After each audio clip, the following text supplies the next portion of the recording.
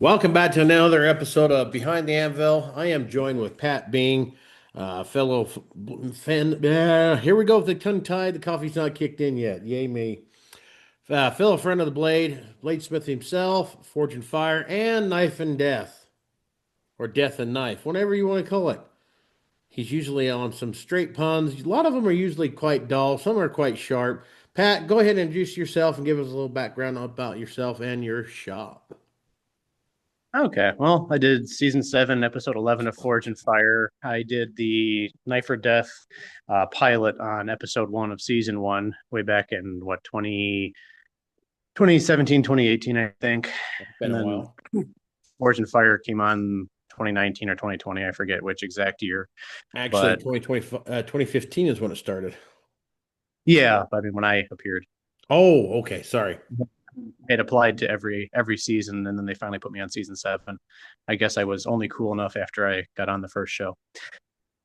So who knows? But yeah, I'm a high school tech ed teacher. I've been teaching metal shop in central Wisconsin here for the last 15 years. Done a little bit of everything from woodworking to the welding shop, machining, CNC, pre-engineering, 2D, 3D modeling and drafting programs, pre-engineering. Uh, Worked for Gateway Tech College as an adjunct professor for a little while as a CNC machining high school transcriptive credit teacher. Otherwise, I mean, my day job is fairly boring. I babysit other people's kids with power tools, and on my own time, I attempt to make knives. But hey, you've had some pretty good stories you posted a few times here and there, which is tales Tales of from high Tech Ed. school high school shop teacher. Yeah, tales from Tech Ed. Usually, there's something dumb that I either convince the kids to follow along with for a few minutes, or it's just some weird scenario where they say something and I mess with it. There you go. So, let's just dive right into it. I know we kind of chatted a little bit yesterday. Let's dive into Cu-Mai Damascus. Now, between you and Hal, who helped me kind of figure it out, this is my third attempt at it. It turned out pretty decent. There was a couple Yeah. little lands, but that cut it out. But Yeah. let's dive into that. What is Kumai exactly for those who don't know what Kumai, that's CU-MAI, correct? Or Sure, you can call it whatever you want. I just kind of go with it's just something entertaining to play with. I started making it, geez, I don't know, 2, 3, 4 years ago, maybe. I maybe longer. I don't know. You have to check my Instagram to see when I first posted one. But I had seen it back, geez, I think 2007 or 8 that somebody in South America was doing it, and it had just been in my background in my head for a few years, and I didn't have the time or the tooling to mess with it. But basically, it's just to use a core steel of whatever steel you want, copper of whatever thickness you feel like dealing with, and then whatever cladding you want. Sometimes Damascus, sometimes mono steel. I need to do another one here at some point with Damascus and the copper, and then maybe some Damascus or plain steel cladding, and fancy it up. I don't do a ton of it because to me it's just a lot of bother for a moderately novelty effect. Like it doesn't trip my trigger that much. I figured out how to do it because it was tricky, and once I figured out how to do it, I stopped caring about it. I get that. It is the forging. Well, you're not forge welding it, you're forge brazing it pretty much. But the real challenge there is one, getting the billet put together and welding it all together. You got to basically make yourself a canister with weld. And I don't know if anybody's ever tried welding copper. It doesn't like it. No, copper is a weld embrittlement. My typical trick is I'll do the same prep I'll do for Damascus. I'll get my steel stock, whatever size, and then I get like 16th inch thick or whatever I want for copper, and then I'll prep that to be like a few thousandths undersized from the steel. So that way, when I weld it, the steel on steel contact will create the seal, and I don't have to Never worry thought about trying about to weld that. something into it. So I make it a little bit thinner or a little bit less wide because Narrow. you figure you're going to cut the outside MIG weld off anyway. So if it's a few thousandths shorter in all dimensions, length, width, and perimeter, whatever. Yeah, Uh, there's my problem. I never thought about just making it just a couple thousandths less wide than the yeah. regular steel. Okay, learning something here. Hello, McFly. Then the fun part is like I've had people ask me like what temperature. I'm like I couldn't tell you. I what relative elevation you're at affects your pressure in your forge. So what my PSI is not necessarily going to be someone who's at a higher or lower elevation than me. So it's like I've just told people put it in, take a piece of the same copper and start your forge kind of slow, get it at a cooler setting, and then just elevate your forge until that piece of copper starts to look like it's going to sweat like you're doing Cu-Mai. And then that's roughly the temperature you want to deal with. And then I just soak it in there, let it soak nice and even. Take it out in the press, use dies, and just gentle compaction until it sticks. And then once you know it's stuck, then you can just keep it and forge it out. I mean, copper melts at what is it, 1900 degrees or 1800 degrees? I don't remember off the top of It's my head. somewhere between 1930 and 1950, right in there. And brass is like 1750, so brass is a bit more of a trick to do. I've seen guys do it in brass, do it with gold, do it with silver. I mean, okay, you're just making something more expensive. It's cool, but to me, it's not worth my bother. Um, but then, if you use steels that can work within the 15 to 1800 degree forging range, then just throw it in the power hammer and draw it out. And the drastic peaking you get in the reveal of the copper, you can do with different drawing dies. The smaller the drawing die diameter, the more drastic those shark teeth are going to be in the reveal of the copper core. Well, copper center, middle, outside Yeah. edges, whatever. The welding part. And then correct myself, it's 1984 degrees is melting point. So Okay. Yeah. So I bring it up to where it'll start to sweat. Then once I'm stuck it, then I'll drop it down to the forging temperatures that I want to deal with for the carbon steel, and then just make sure I keep it warm. The tricky part is you got to make sure that you don't stretch it too far because your steel is going to be thicker than your copper most of the time. And if you pull too far, you'll shear the copper inside the billet. found that out. Now, when I first tried it, I didn't have a press. I just used my 25-pound little giant, and it worked. I mean, the first time I tried doing it, made my billet way too thick. I learned the hard way on that. Got some 1/8 inch steel. Matter of fact, I'm going to see if I can find some thinner high carbon. I might even just go with a 15 and 20 next time for get a thin core that way. This last one I started out. This one's just just shy of 1/4 inch. It was about 3/8 when I got it all spun out, but I've actually worked it down a little bit more. And I looked at it 2 days later. I was like, no, we're going to heat that back up, and I was able to work it out some more. Um, with pain straight and sweating, but I think that's the challenge of making Cu-Mai is see what you can do and manipulate it without screwing it up. So far, I mean, I ended up with a piece about 14 inches long on this one here. So And I found that when you're finishing up the blade, it's usually best to forge it down to the thickness you want and then just kind of grind the shape out and cut out the shape. Is when you try to forge it laterally, it likes to split those layers apart. And yep, it's just you're dealing with copper on, not steel on, so it's not as forgiving stress. and he's only got the I've had best some service, so we'll work with this. Everyone's like, "Oh my gosh, that's bad service! Don't ever bring that punny guy on." No, just kidding. well, I mean, I could stand out in the yard, but then Yeah, you'd be you're good. looking You're, like I'm just giving sun you a glare hard all day. time. I'm just giving you a hard time. Relax. It's okay. At least it's kind of muffled in here at least. Oh, you A little bit of an echo the probably, but audio not too bad. sound good. You just kind of garbled every now and then. We'll work with it. I'm sure we can find a stabilizer. But handle, get it, stabilize. Come on, you're the guy See, that the comes joke's on you. here. Say Maybe I'm again. talking underwater. Ah, Ooh. not too bad. But yeah, I mean it's fun. I mean it's something I don't want to do all the time, but I might do it again. I've got a little piece out there. Um, Left out of this one. I haven't done much with it. I'm just sitting there. One of these days, I'll finally go, I got an idea. I'm going to finish with it, but not yet. This one's 1084 copper and wagon wheel on the outside, rough iron, wrought iron, not rough, Okay. wrought. Oh, I get those two words bad. This is Hmm. going to be rough. Yeah. The the last one I did was for my wife, and that one got featured in the Blade Magazine Knives 2025 annual book. So that's in I've there. If seen anyone's that. got a copy of that, you can see that one on whatever page that's on. I think it's page 230 something, maybe. I don't remember. But that one made it into the Knives annual book this year, which is pretty cool. Nice. It's nice to be in a book that, only was like 1,000 makers get into every year Yep. or something Very, like that. very exclusive. We and my daughter got in it. We were there at Blade Show at 2021, and then it came out in 2023. So that was, pretty cool for, yeah. I was more excited. My Yeah, daughter got published. I remember seeing that one. That was kind of those things I was paging through and I was like, hey, wait, I know that Yeah, name. right. She was 11 years old when she made that knife. So that's pretty cool. I mean, I tried playing for that magazine on and off through the years, send pictures in and such like that or whatever. But yeah, Man. she got in it Well, the and first try. the trick is they don't tell you when they're going to use you or what they're going to use. You just find out when something comes out. The book's out, you find out if you're in it. The magazine comes out, and then usually someone texts me and be like, "Hey, did you know you're in the Blade magazine issue this month?" No, That's nice. it Yeah, is they're kind cool, of but I never. tricky about that, aren't they?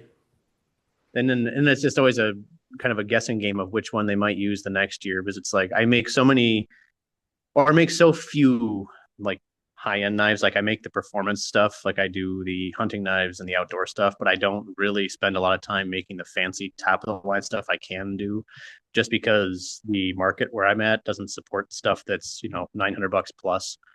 So I keep it down to the machine finish kind of simple knives because those are what people are going to buy around here. So when I finish those, I don't take photos of them as much. And when the fancy ones get done, one or two a year maybe, I sometimes forget to take photos of them.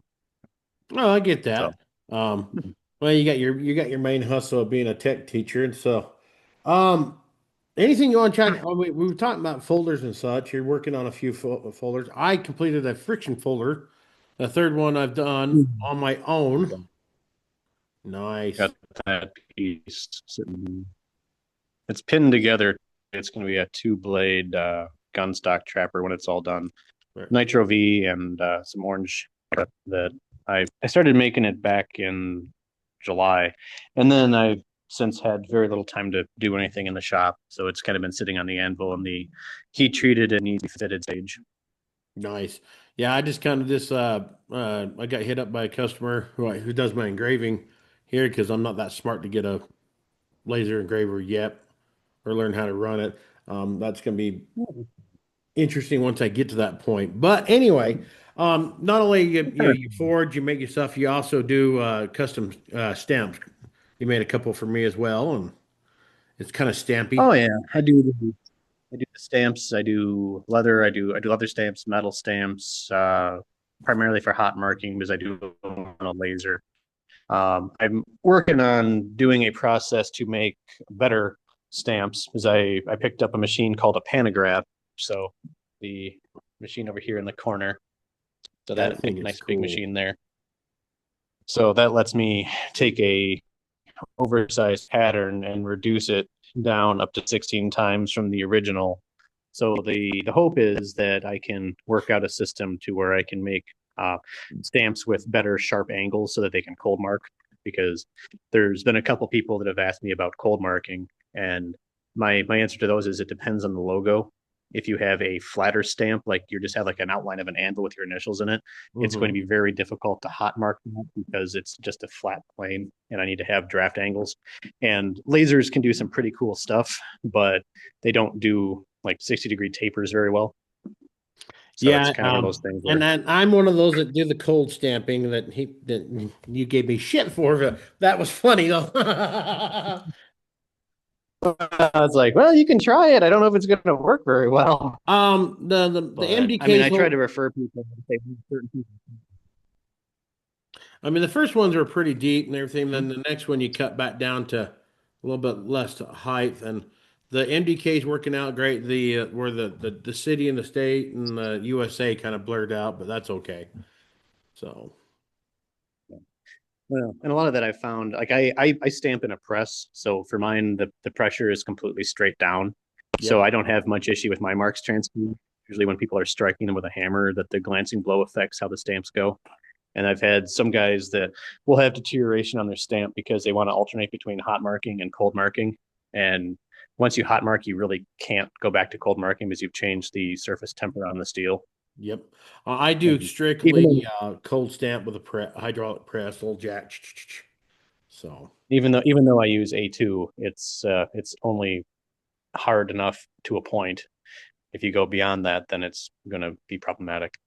Now, my original stamp is actually made out of '01. I don't know if you ever tried to play with that. So Um, I mean, mostly I just don't have any on hand. I've got some S7, some H13, and a bunch of A2, just because I can get the A2 sheared locally to the sizes I want and shipped fast. nice. Well, you are I kind of don't more have. in the steel fabrication area, unlike we in this. We don't have that much here. So Well, it's really bad for my friends up in the far north of the UP, up in like near Lake Superior. They have to pay a ton of shipping to get steel up there because of the way that it has to come up. There's no direct hubs. It's all freight shipping up, so they have to buy it in truckloads to make the shipping worth it. I'll bet. So, what is your favorite folding knife to make so far that you really like to do it or doesn't get boring quick? Um, I've done three so far. Right now, the one in my pocket is probably the one I like the most because it's a just like a single blade kind of Barlow style made out of carbon steel ADCRV2, and I put a little keyhole in it again with the pantograph because why not? But the single blade ones I think are kind of neat. I was entertaining the idea of the double blade just for the sake of having a large blade and a small blade option, but realistically, I made three folders so far, and I'm looking at doing some liner locks, some button locks, and maybe some of the more fancy fit up stuff that I've seen in friends' tables. Local maker near me is Peter Martin. I don't know if you guys have seen his work or not, but he does some extremely high end Damascus folders and just like crazy elaborate stuff. I've known Peter for coming up on almost 20 years here, and every time I see his stuff at a show, I pester him about how he did this or that or the other thing. So over the years, I've compiled a lot of question and answer sessions with him to help me kind of understand how those kind of folders go together and like what stuff I have to know how to do before I even try it. Nice. So Um, those are on the list. well, I'm tinkering with the friction folder because it's simple for me. Because I'm kind of simple up here in the head. I'll eventually, once I get those figured out decent, like I said, yesterday's job turned out pretty good. I actually remembered the bits and pieces on the inside. The last one I did, I pinned it all together, and then I realized I got slop in the blade, and I'm like, oh crap. But hey, threw it up for a little auction type deal, and hey, this is the deal, and everybody fought over it and made some pretty good money off of it, and they went to somebody bought it for a service. Um, Hmm. bought a for a service member, and then he loves the hell out of it. He says it doesn't bother him a bit to have that Oh, nice. slop in there, so I can't Yeah, I complain. should make it. All I did was Maybe forgot I should. the spacers on the side of the blade and the little oh hell, I make them out of brass or aluminum where the rod goes through. Oh, I can't think. All the bushing. Yes, thank you. I was looking for B for bushing here. Thank God we got a teacher here. Well, So and what I've got used one or two printing folders, but I haven't messed with those in a while. Slip joints appealed to me just because I was told that if I do a slip joint well, then I can do the other knives well because slip joints are technically supposed to be harder than the ones with the lock bars and all the other stuff. But I suppose that's relevant to or relative to what tooling you have at hand. Mm. So how does So, let's back up a little bit. So how did you get started in the bladesmithing, blacksmithing, and a shop teacher? What got you all started on that route? oh well, the shop teacher thing that was a switch in college. As I was originally a bio pre med major, and then I You're a switched over smart fella. to tech ed just because I didn't want to do the 5 or 6 levels of calculus and physics and chemistry I had to do to get a bio degree. So I don't like math that much. I can do it when there's a point, but when there's an abstract no point, I just have no interest in it. Kind of point of a knife, huh? I But I think we got the point there. yeah, just the tech in 2007. Most of it I just liked make stuff, and it was just kind of a cool way to learn how to make things. And the knife making was a little bit earlier. I started that in 2005, like my junior. Oh no. My grandpa gave me a knife that his dad made. Hmm? Oh, you paused for a second. That's all. Keep Did it continuing. drop? Yeah, we're good. Okay. But yeah, my grandpa gave me a knife that his dad made for him during the Second World War. Yeah, in summer of 2005 to 2006 range.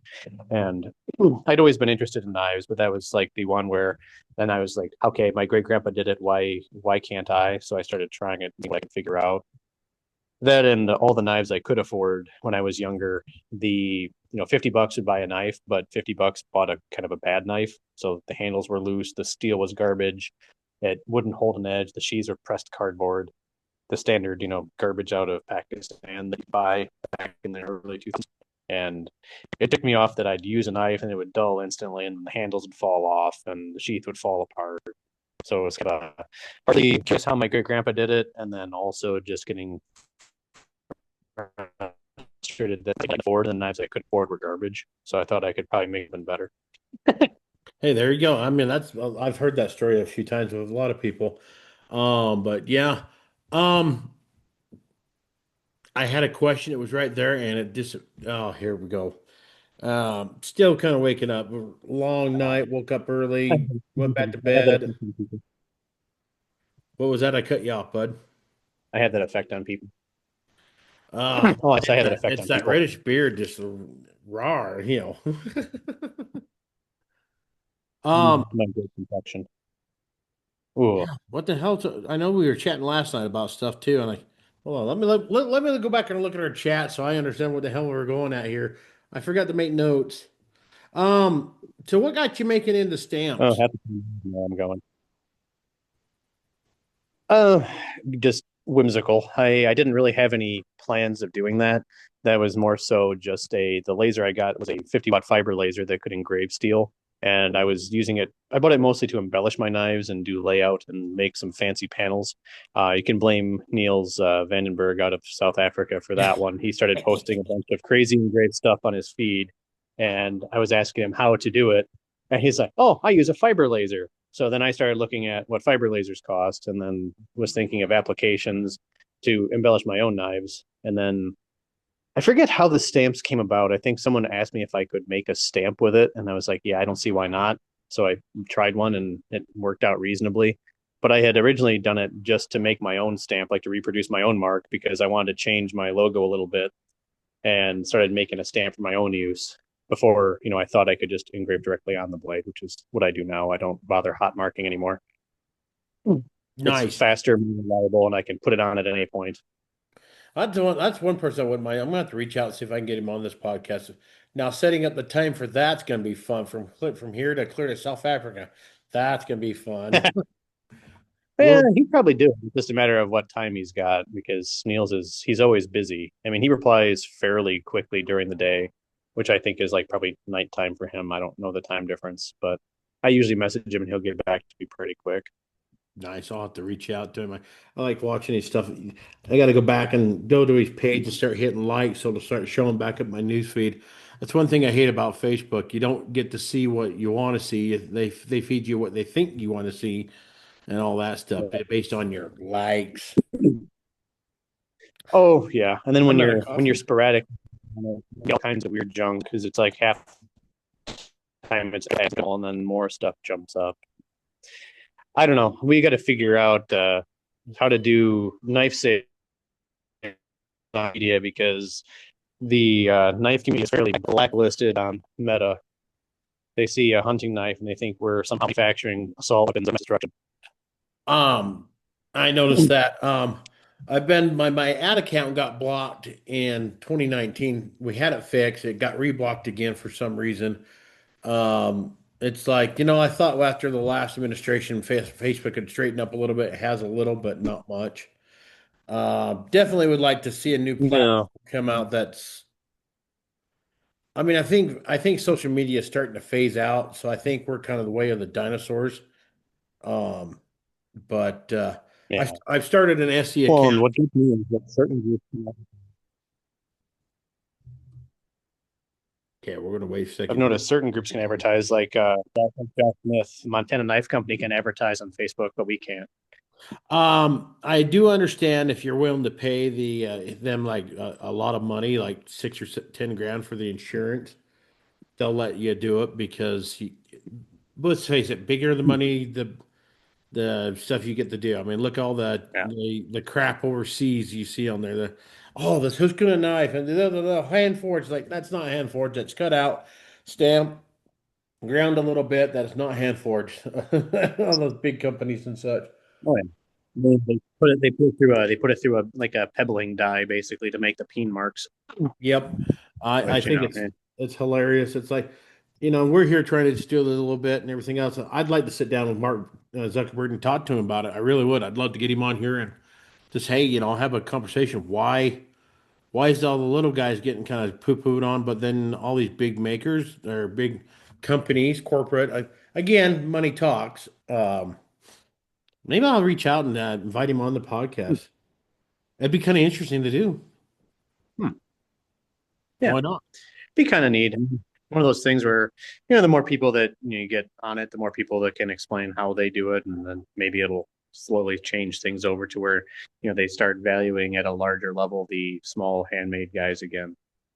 Yeah, I mean, there's other guys like you've got Pirate Forge, old I can't think of his name right Oh, off. yeah. He's doing really good. Again, you got to learn how to manipulate the algorithm and language.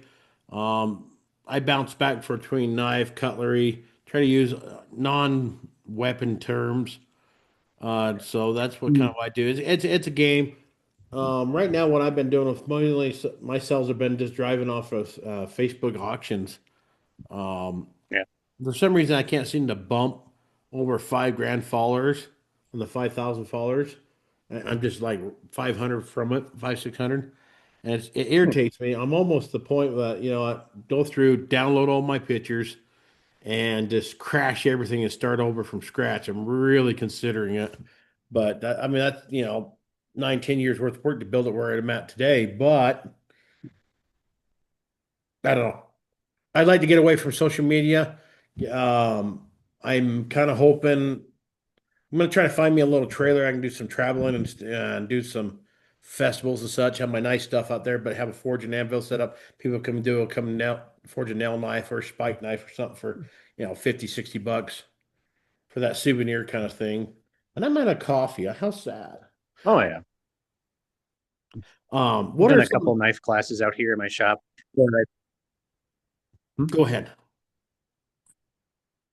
I say I've had a few knife making classes out here. I've taught guys like a 2-day intro to forging class and like a 1-day stock grind for the people who, want to try it out and see if they like it or not. I was doing pretty good on the people that just wanted to have the experience of making a knife and everything, and that was doing really good up to about a year ago, and now it's kind of hit and miss now. Whew. Sneeze button. Yeah, I don't push it very hard. I mean, I could probably push it harder, but with the school year and all the family stuff we're doing, I don't have a huge amount of time in the semester to really do much.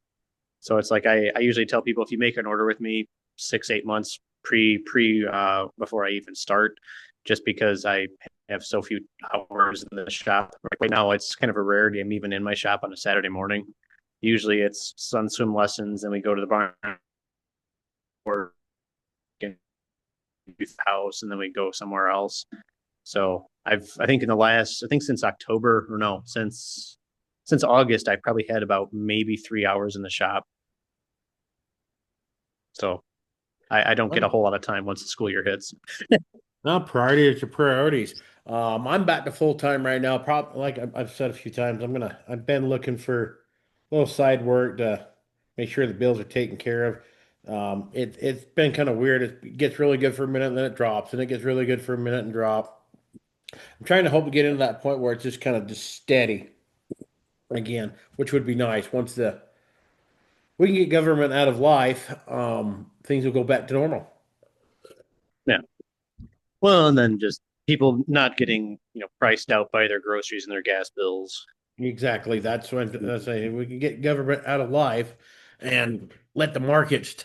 We won't go down that road. I'll go down a rabbit hole, a squirrel, and we'll just get angry, get mad, and then we want to go cry in the corner afterwards. We want to do that. Yeah, So, well, um, that's like insurance rates. Insurance rates are the same. If you're not getting screwed by any of the other things, insurance rates are getting oh God, yes. Thanks to California, all you. our rates out here because of California, especially on our fire. insurance part of it. Half the state of Utah lost their fire protection because of California, because they went around and evaluated the fire danger or whatever you want to call it, and a whole bunch of people, damn near half the state of Utah and the southern half lost their fire protection Hmm. because of California. Yeesh. Yeah, I'm glad I'm in Wisconsin. We don't have a huge amount of wildfires. I mean, I'm sure it happens, but we don't get engulfed as much. We just get, smothered by Canada. Well, The Canadian wildfires have been real bad the last couple of years. our biggest problem out here is the lack of management and too much Washington bureaucrats in their hands in it, and the tree huggers and the Robert Lickers and the bunny humpers. We had a major fire on one of our biggest mountains here. Could have been avoided if they would have just kept on doing the thinning. We're not like clear cutting. Some areas got clear cut, but other places it was just thinning it out. Um, Thousands and thousands of timber and firewood went up in smoke, and over a course of a month. Yeah, only government can pollute the air with forest fires. That's what I say. But this is what we call one of our squirrel modes, and just kind of rambling off. But yeah, it's pretty sad.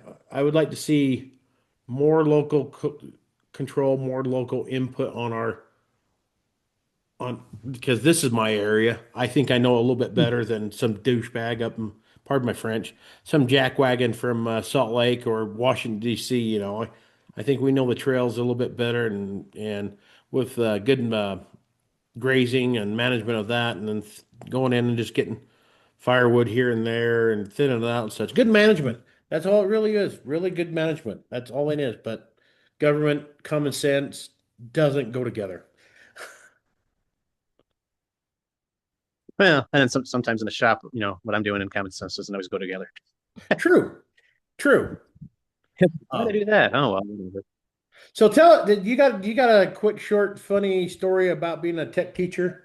I mean, I've read some pretty good ones that you've shared. I don't know. I mean, was this weekend or this last week? I've got three levels of level one class or three sections of level one class right now for the metal shop. So it's a lot of the safety, the blueprinting, measurement, machine instruction, lathe basics, the general, just all inclusive introduction to things. So we're in the shop now for the last month or so, and I've got probably 6, 7 kids on lathes, 3 or 4 working on a hammer handle or hammerhead with hand tools, a couple on the mill, and a couple doing the foundry. Some going to do some welding crafts, and most of the time I'm just running around back and forth. And it's like Yeah, uh, fired. you deal with high schoolers or teenagers. Most of them freshmen. They do the whole thing where they're going to follow you around constantly and say, hey, could you help me? Hey, could you help me? And they keep pestering you even when you're currently doing something with another kid. So I just start to randomly troll them every once in a while. And I like to interrupt with weird interjections. So yesterday I had a kid that walked up to me and said, hey, do you think? And then before he could finish his sentence, I said, no, I try not to. It hurts too much. And they just watch him just short circuit for a few seconds. He's like, what? Oh. And he's like, what was I going to ask? I don't know. Oh, that's You're the one that's thinking. So I'll just once I'll, the I'll I'll gears throw in turn just random reverse and like comment. what? Compute, compute, compute. Oh, I bet that's funny. Yeah. Poor Or you kid. just or you just walk up to them when they're with like a lot of them right now. The freshman's thing is they like to touch each other's butts for some reason. So a lot of it is I'll walk up to them while they're doing something kind of ridiculous and they're on a machine. And I'll point at the bit or the blade and be like, "Don't lick that," and then walk away. And they're like, "Why would I do that?" Just warning you, don't lick it. Just safety. Just And they usually forget. Well, they forget what they're doing. Like they forget their urge to touch each other's butts, and then they'll be wondering why I just told them not to lick the bandsaw. So it's kind of a mental whiplash thing. It's uh, moderately entertaining to. that's funny. I mean, I don't know what's with the butt touching. I don't think I ever did that when I was that age. So, I mean, with a wet towel or something, whipping each other across. No, it changes every year. There's a different fad every year. The new freshmen come in with a new thing they're obsessed with doing, and usually around the time of year, in like September, then they're still very much acting like sixth graders. And I've told a couple of them, it's like, hey guys, you're in a shop. If you don't want to do this and you want to go back to, fourth grade, I'm sure we can get a bus to take you back there. But it's like, in here, you've got machines. They can rip your fingers off. They can electrocute you. They can crush you. They can cut you. You probably shouldn't be acting like this is your personal gymnasium. Um, And then we some significant numbers of graphic machine injuries that happens when, you get wrapped up in a lathe or ankle grinder or, ways to get hurt. So that way they're at least aware of all the possible ways you could injure yourself. right. I mean, I've seen pictures of a guy ankle grinding. He had his face shield on, and the grinder, even though he's had a face shield, still stuck into the face shield, and he sits there just shaking. It's like I'll bet he wish he wore the Oh, brown yeah. pants. I've seen a couple of those discs. We had a kid one year, probably about 6 years ago now, that was the freshman that knew better than everybody, refused to listen to anybody, and was, this kid that just thought he didn't have to pay attention to anything. You tell him don't do this like 17 times, and he still goes ahead and does it anyway. Was trying to grind with a cutoff wheel, and he was, I had him doing a forging practice, so we made him do like a little S hook and J hook to start with, and then we would later make hammerheads, and we'd do some punching and drifting and whatnot. And the kid wanted to grind his S hook. I told him, I was like, you don't need to grind it. It's a forge to finish thing. There's no grinder involved on this. You don't need to grind it. So, told him, you're not grinding that, just form it and put it away and cool it in the water and you're done. You don't have to grind anything. In the next, 5 minutes, like I went over to the welding area to help a kid with a clogged MIG gun and heard this weird kind of, angle grinder noise and then, this weird kind of snap bang. Kid was trying to grind his hook after I told him not to grind his hook with a cutoff wheel, sent the cutoff wheel into like 60 different pieces, flying luckily in front of him because the guard was on. So it just kind of bounced off the wall and shattered. But ran over to him and just yelled at him, was like, this is exactly why I told you not to do that. You're out of here. Come back tomorrow when you can pay attention. And, wrote him up for, causing unsafe machine situations with other students in the area. And logged it as basically, if he does this one more time, he's out of the program because he has the direction on how to use machines the way they're supposed to be. I mean, we deal with a lot of Well, sharp things, and I've caught a knife off the buther of my leg one time, and wasn't paying attention when I was using the stone, flipped the knife around. The customer asked me a question, and I went boop right in the belly. I'm like, oh shit. Yeah, I stabbed myself a couple times, not purposely, but I'm not. It's not some kind of weird fetish or anything like that. But I did put a chainsaw on my leg. would be a fun topic to go on at some point where, I don't know if it'd be worth it, but there's a lot of backlash nowadays about, public high school teachers and public school teachers, which, in some cases justified. But I've had some very interesting experiences with school administration to where you look at how high schools are run, and if you're a normal functioning adult, you would find it absolutely abhorrent what high schools are run like and what admin will tell the public and what admin lets happen in their buildings. Um, Yeah. I don't have a filter very well. Like I just call you out if you're being an idiot, and I don't back down if I know I'm right, which gets me into arguments with admin every once in a while at my previous district.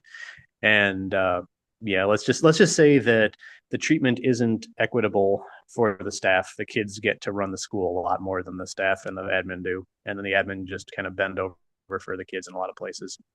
Yeah, that's stupid, and that's why There's I am I am not a fan of government-run schools. The Department of Education needs to be dismantled, destroyed. Even on the state level, it should be your county, parish, whatever, your city, and the parents running the school, not some bureaucracy, whatever, drilling person in DC that think they know everything because they did. I got this piece of paper. It says I can teach. Back, run. I'm not a fan of well, government-run schools. and I mean a lot of it I've seen I don't. I was going to eventually maybe write a book about the, call it Tales from Tech Ed, and then kind of just expose all the random mistreatment and crap you see as a staff at a high school, and just for example, was it let's go 10 years ago. Now I was working at a school near Milwaukee, and I had a girl bring in a bottle of vodka in her backpack as a freshman. The first week of school, she sat next to me in the my design class, and I had the computers were arranged in a U shape around the room, and mine was the one that projected. So I was sitting there doing some explanation on how to use Photoshop for a certain whatever I was doing, and dropped my pen, happened to look down and grab my pen. Her bag was open. She had a bottle of vodka in there. So, I was like, oh, hey guys, I'll be right back. I got to make a phone call. I forgot I got someone coming today.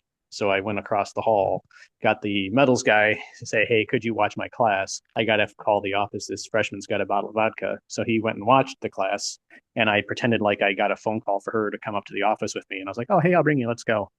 Brought her up to the office, turned her into the school officer and the principal, and was like, hey, this is what I noticed. Here's what she's got in her backpack. She brought it with her. You can search it. I'm not touching it. They're like, okay, cool, thanks. Head back to class. All right, cool, great.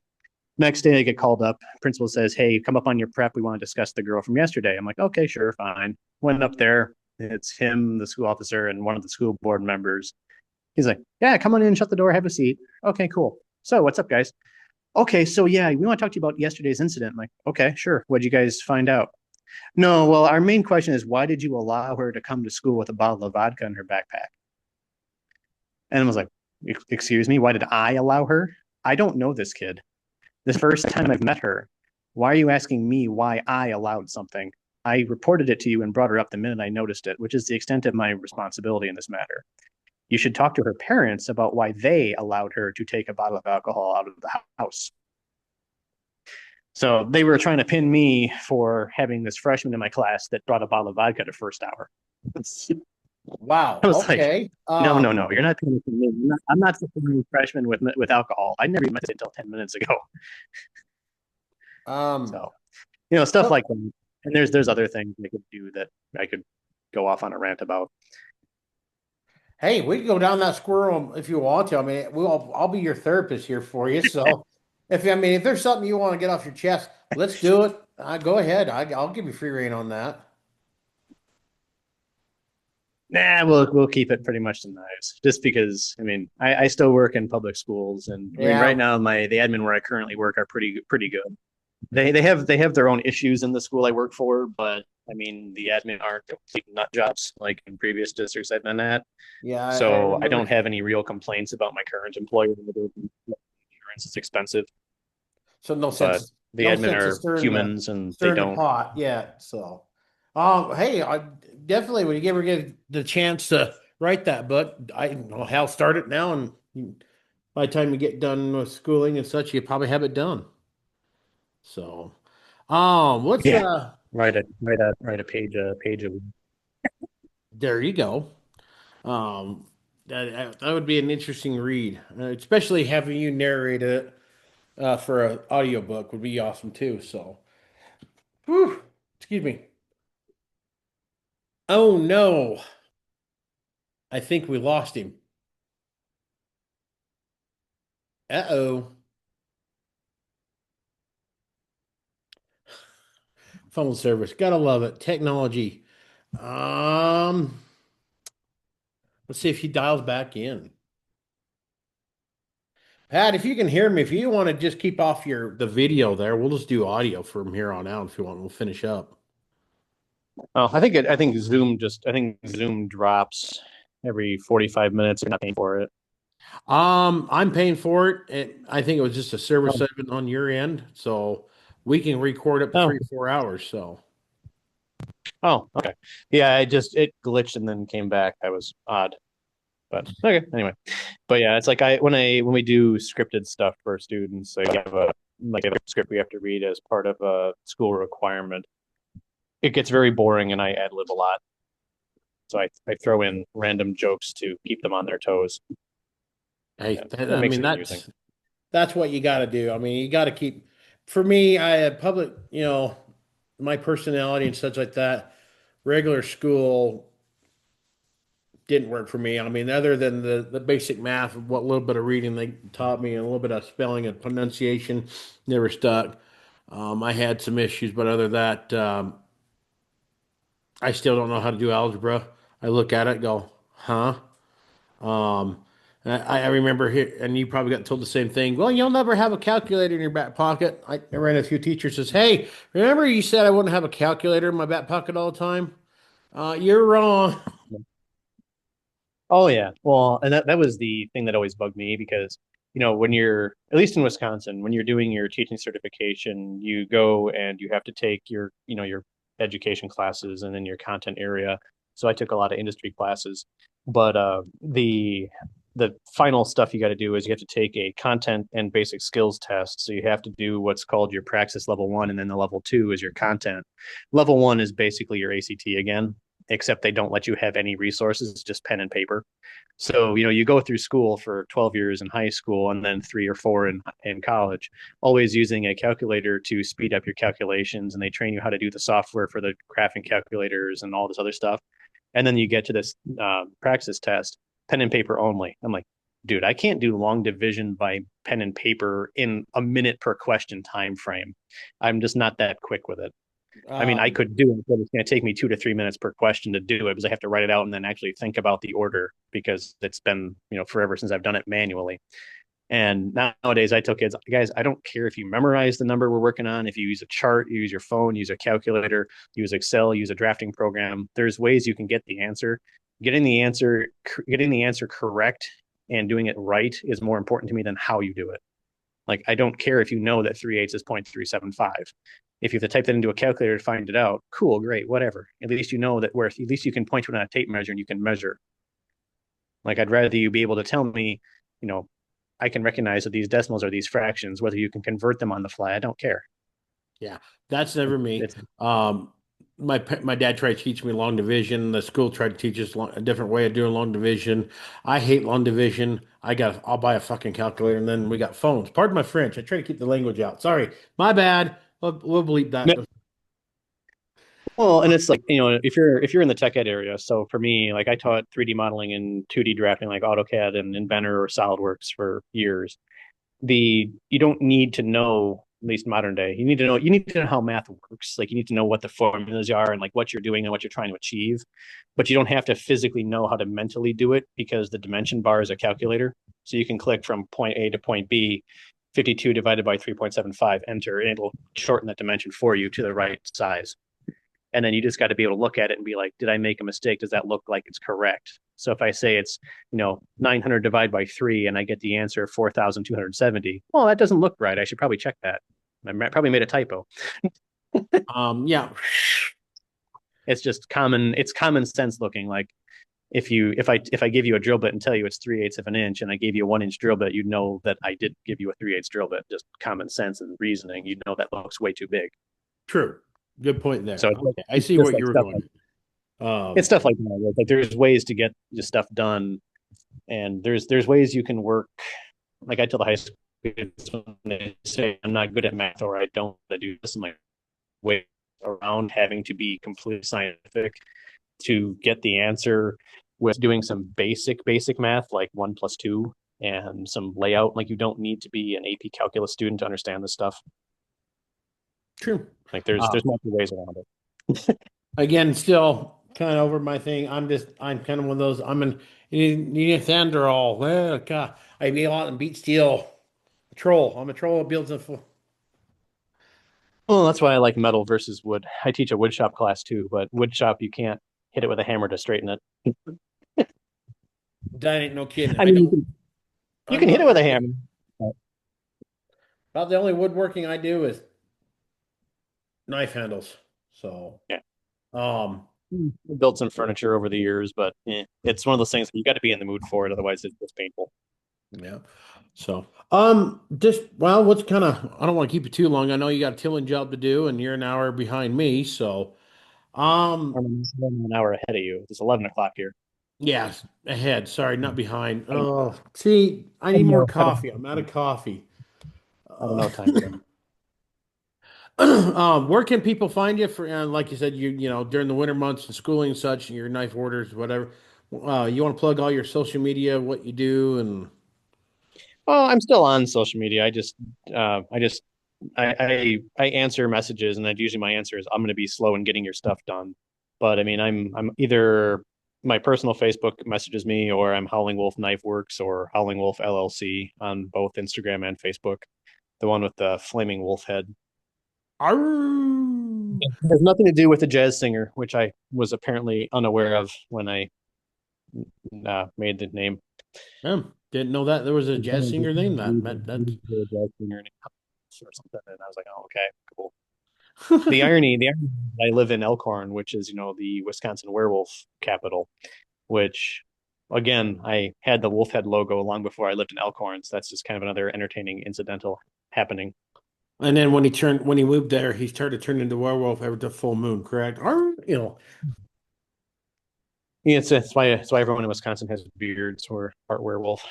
Yeah. Oh, that what it is? Okay. Yes, I see you, puppy. You're a good dog. I'm busy. Go lay down. Healers. They're always up in your business.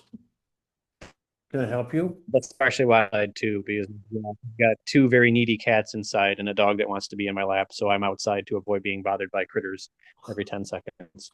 Well, I brought them in earlier for a little bit, and they were kind of like they needed to come in for a break, but they're getting ready to go back outside here in a minute. They can just wait. But anything you want to cover real quick, we'll kind of Okay. get ready to wrap this up.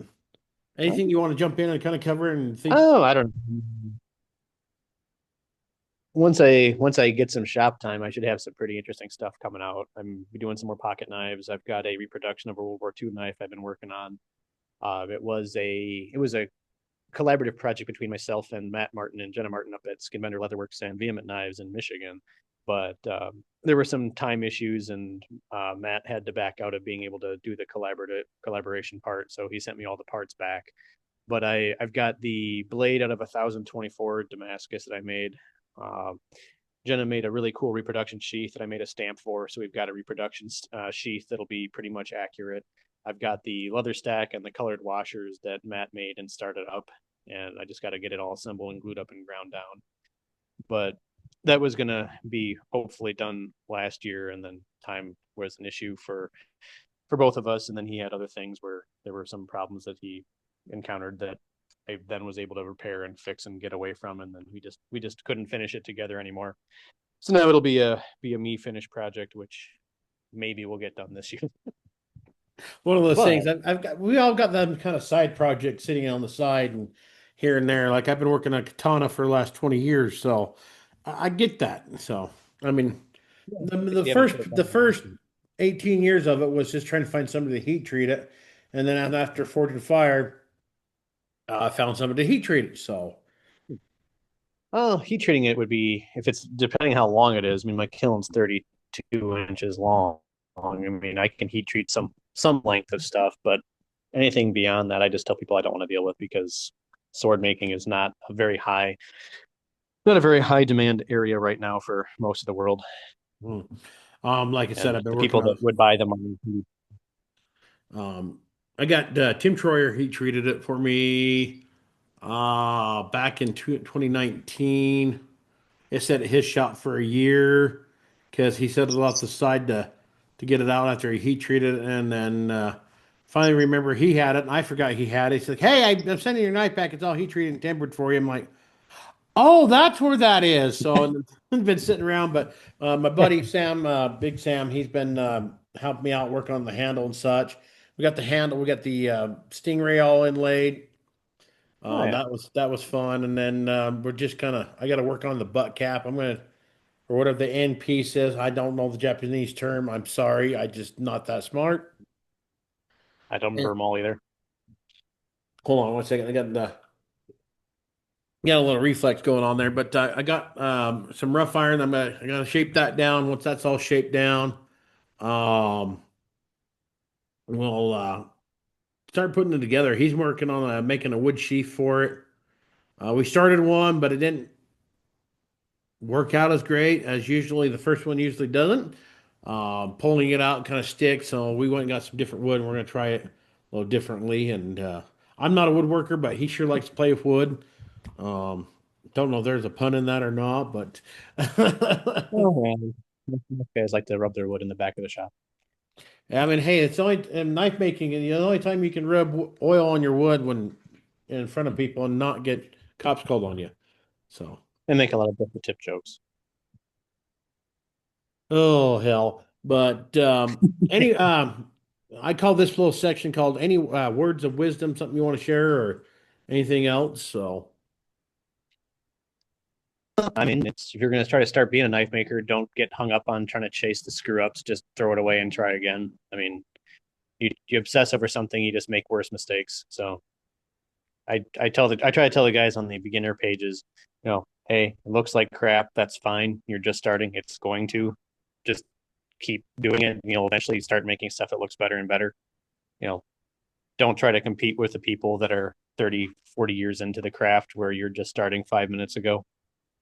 right? And Even only try to make cooler shit than you made yesterday, and then don't worry about what the guy down the road can do. I've had high school kids that I've shown how to make knives, and they get really discouraged when they try to grind their knife in my shop, and they facet the bevel, and then I fix it in like 2 seconds. And I tell them, like, guys, I've been doing this literally since before you were born.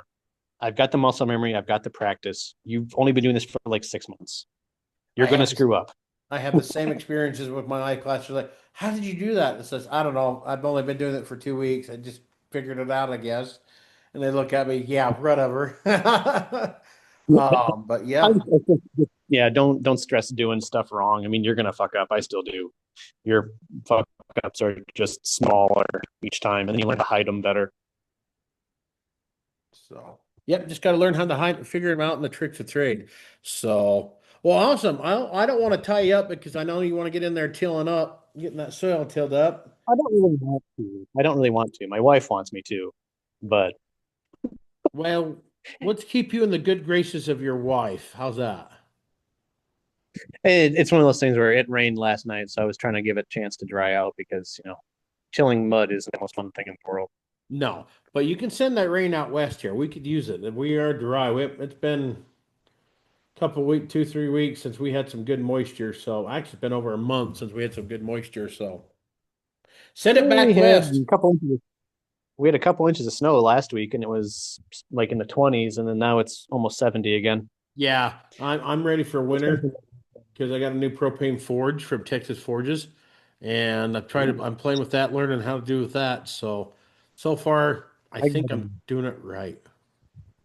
I've got a chili forge back there on the stand that I've had for 15 plus years, and then I have a small one from Atlas Knife and Tool that was my travel forge for when I do like 4-H and Boy Scout demos. Nice little travel forge, the Firestorm single burner, super lightweight, runs off a like a little barbecue grill tank, and I can throw it in the back of my truck and carry it around without having to deal with the 90-pound one back there. Spicy Mike, that's what he started out with. Great little forges.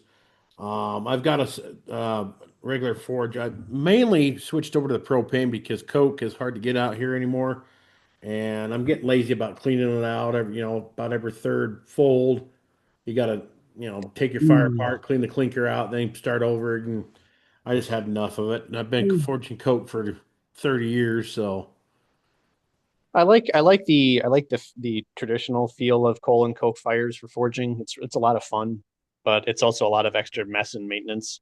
hmm. And when you're inside and you don't have a fume hood and a smokestack, forging solid fuel is kind of not a great idea. You'll smoke screen yourself out in the building. Well, my shop is set up for it. It's actually my dad's original shop when he first started forging. He built the shop to forging and everything else, and making knives out of. So it was kind of set up for that way. It's just I'm getting lazy. I kind of like I kind of getting like it. Go out, turn the propane bottle, throw a piece of paper in there. Woof, it's good to go. Wait a few minutes. We're forging instead of trying to fight with the fire to get going. Sometimes with a coke fire. So, but yeah, Yeah. but I like that. If you're getting a knife making, don't think you're gonna have a completed Rome in a day. Rome was definitely not built in a day, and I guarantee they screwed up left and right. So. That and when you look at people like me, my shop is a lot more equipped now than it was 20 years ago. I mean, I started with nothing. I made my own little coal forge, powered it with a hair dryer, used a piece of railroad track, just the junkyard fine stuff. And then over 20 years, I've bought and improved machinery and found deals on certain things, and I've built up to it. I didn't just start with turnkey, with my press and my hammer and my forge and all the stuff I've got now. It was a progressive build. You can do a lot with very little tooling. Like you don't need to have all the power hammers, the presses, the fancy grinders. I mean, it sure makes things a lot more enjoyable when you can do something and not be restrained by how much time it's going to take you to hammer it down. But you don't need to have all the cool toys. You can start with a hole in the ground and a piece of rail iron in the dirt next to you, like the guys in Africa do, and make some perfectly serviceable stuff. Right. I And need to send that over to you. I don't know if I did in the past. I've got like a little 6 chapter how to break into bladesmithing for $1,000 or less. yeah, I'll send that over to you, have you review that and give me some edits on it and such if you would. Um, I want to get that kind of published out there for ebook, and then also for I'll have it printed off so when I have classes I can just hand it to them. So here's you something to look at, read yeah. my thoughts. So um, And I've seen lots of Ford like intro to how to do this stuff books, and a lot of them they miss the mark on sometimes when you're someone like me, when you started when you were 15, 16 years old, whatever, that and you don't have a part-time job. Well, okay, so how are you going to do this if it costs like $1,000 even? Like, what can I do for cheap or free? Like, where can I like raccoon scavenge everything? Man, that's not a bad idea. I would be glad to expand it into that. I just kind of figured, for break into something for $1,000 or less, it's kind of what the idea of it. So, I mean, you can get it in pretty cheap, but I like that. I'll send that over to you. I'll send you a PDF on Messenger, unless you Okay, yeah, unless you actually send me your email. I'll send it that way. okay, So. yeah, that'll work. But then it'll be like I can throw it in my Google Drive, and I can open an editor and I can add some notes into it. Actually, I've got it on my Google Docs. Just send me your email and I'll just send it there. Okay. Yeah, that'll work. So, all right. Well, let's wrap this up. No pun intended there. Um, you know, We've got the well handled. oh, I got plenty of them. I'm a chubby guy, not like you, slim frame Scottish feller. But Yeah. hey, again, Where? do you want real quick shout out all your social media if they where they find you and everything else and. Yeah, it's just Howling Wolf Knife Works and Howling Wolf LLC, both Instagram and Facebook. I do have a Threads thing, but it links to my Instagram, and I don't really pay attention to it most of the time. I don't even bother with that. That's beyond my there's only so much. I'm hoping I ban TikTok because everyone's like, "Oh, you need to be on TikTok. You need to be on TikTok." YouTube for right now, YouTube is where it's been for me. I'm doing little shorts videos. They blow up faster lately. Oh, Um, I do have my own YouTube also, same Howling Wolf Knife Works or Howling Wolf LLC. I forget which one. I sent it to you the other day when I post my own shop tips and tricks, and I'm not doing it for monetization. I don't even really give a shit about monetization. I'm just doing it so I can share weird things as I remember, like how to do something. hey, I like that. Well, for me, I'm just trying to expose for the shop because I really don't want to work for anybody else anymore. I had to go back to work for a year for a couple of different places. It didn't work out. I don't play well with others or vice versa. Not Yeah. sure. But well, Pat, appreciate it. If there's any time you want to jump back on here and stuff you want to cover, shoot me a message. We can jump on again. Okay. Yeah, we could do a session on laser engraving intros or something that could actually be on a computer and screen share. There we go. We can do that. Just let me know. Let me know when you want to do that. So, well, we're gonna wrap it up, folks. Thanks for another episode. Behind the Anvil. Again, as we say in the shop, stay sharp and make sure your puns are definitely on point. So we will catch you later. Hold on for a second, Pat.